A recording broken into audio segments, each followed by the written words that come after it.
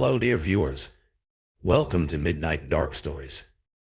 The night is deep, the stars are hidden, and it's the perfect time for us to gather here and dive into the mysterious and thrilling world of tales. Prepare to be spellbound as we uncover the secrets that lie in the darkness. Let's begin this enchanting journey together. My friend, Vincent and I both love to write comics. We have fifth hour together, and conveniently, we sit right next to each other in class. That usually never happens when you have assigned seats. One day, we decided to create a book of comics, where Vincent would come up with the ideas, and I'd draw them. But sometimes we'd take the comics home, and if we had an idea, we'd draw it, whether it was me or not. After we were done with the comic, we'd show it to our other friends.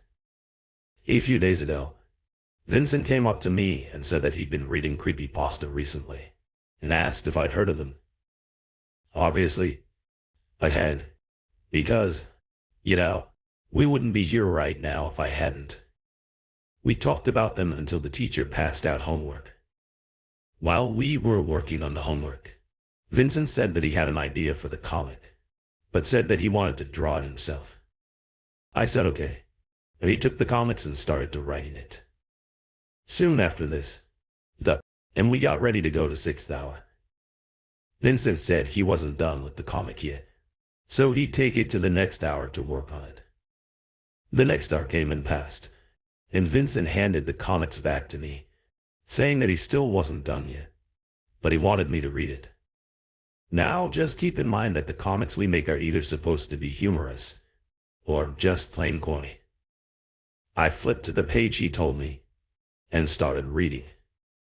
The comic was about a nice old chap named Gutsby. What a pleasant name. Gutsby was walking down the sidewalk, with a few people laying on the side of the sidewalk in puddles of blood, eyes closed. Gutsby came up to a bystander, and the bystander asked what the heck the people on the side of the sidewalk were doing. Gutsby responded, "They're sleepy," and walked away merrily. The comic creeped me out more than made me laugh, but I didn't want to be rude, so I responded in a chuckle and handed it back to him. Vincent then asked me why I was laughing. I said, "Your comic. It was funny." He told me that the punchline hasn't come yet, which is why the comic isn't done. That made me both relieved and worried. Relieved that something that disturbing wasn't supposed to be funny, but worried, because I was wondering how he could turn a creepy comic into something laughable. Or maybe not even laughable at all. The next day in fifth hour, Vincent handed the comic back to me, saying that it was almost done. I hesitantly read it. As you already know, on the side of the sidewalk, dead people were lying there. The next part showed how the people died. It turned out Gutsby, all along, was the one killing people. Big surprise by a guy named Gutsby. Each person killing was, or unique, if that's what you'd call it.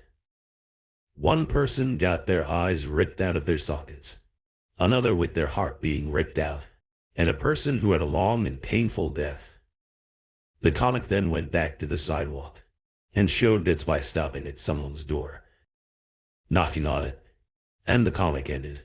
Vincent sure has a knack for ending comics in a cliffhanger. I asked him what was going to happen next, and he responded, "It's a surprise." Seriously, I said, "Is this comic supposed to be funny or scary?" He took the comics from me and walked away without a response. Me and Vincent liked to pull pranks on each other, but this was getting out of hand. I know it's just a comic, but really, as school and my day went on, I couldn't stop thinking about the comic. This was totally unlike Vincent. Why couldn't he just tell me what was gonna happen? It's not like I'm gonna laugh or anything. Honestly, who could laugh at that? The next day came, and at the beginning of the day, he handed me back the comic. He told me it was done. I flipped to the page the comic left off last time.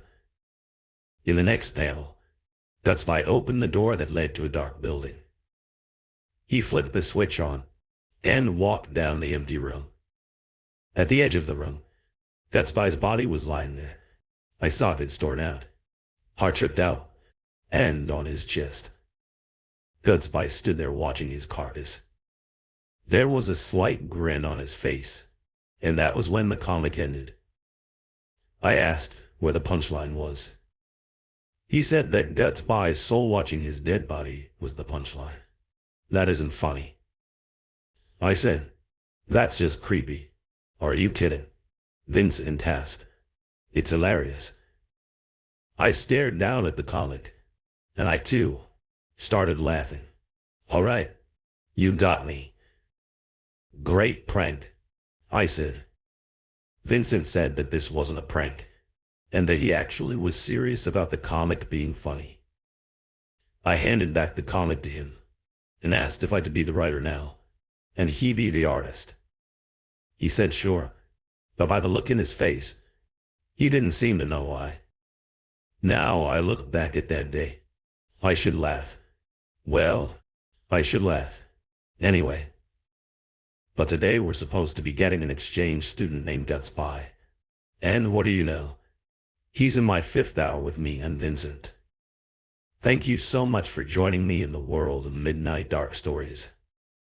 I hope these tales have sent shivers down your spine and sparked your imagination. Remember to subscribe, like, and share your scariest thoughts in the comments. Until the next time we meet in the darkness, keep the thrill alive.